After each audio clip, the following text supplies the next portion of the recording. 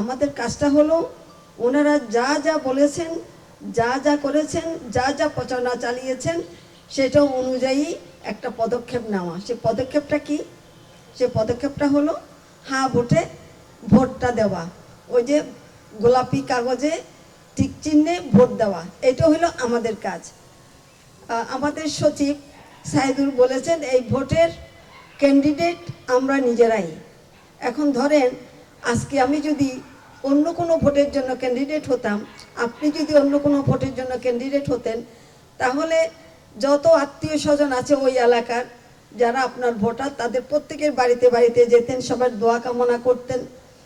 অর্থাৎ এটা আপনার নিজের জন্য চেয়েছেন, এবার রাষ্ট্রের জন্য আপনি নিজে ভোটটা চাচ্ছেন।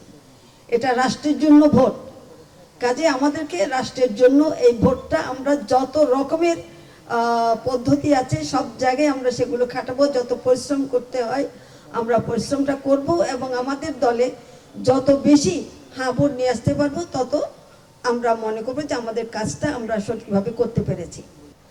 যদি আমরা চাই আমার সন্তানের জন্য, তার ভবিষ্যতের জন্য একটা নিরাপদ বাংলাদেশ আমরা রেখে যাব, যেখানে সে তার যোগ্যতার ভিত্তিতে তার মূল্যায়নটা হবে।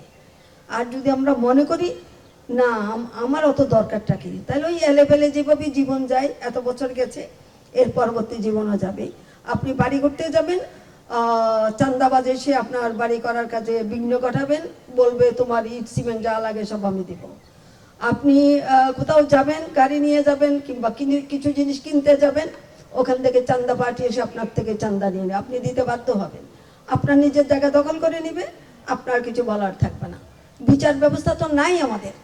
এইটাই আমাদের সন্তানেরা যারা শহীদ হয়ে গেছে, যারা দুই চোখ হারিয়ে গেছে সারা জীবনের জন্য, যাদের এক চোখ হারিয়ে গেছে, যাদের হাত হারিয়েছে, যাদের পা হারিয়েছে, এরকম অসংখ্য ছেলে মেয়ে যাদেরকে নিয়ে আমরা গর্ব করি, যাদের বাবা মা এখন কান্নায় অবরুদ্ধ, তাদের মন প্রাণ সব শেষ সন্তান হারিয়ে।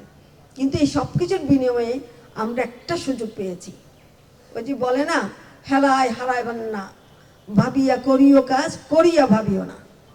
একবার যদি আমরা এই পথটা ঠিক মতো ক্লিক করতে না পারি, যদি ঠিক জায়গায় আমরা যদি সিলটা দিতে না পারি, তাহলে আমাদের হাত ফসকে সব আগের নিয়মে, এবং শুধু আগের নিয়মে আসবে না, আরো দুদণ্ড প্রতাপেই আসবে।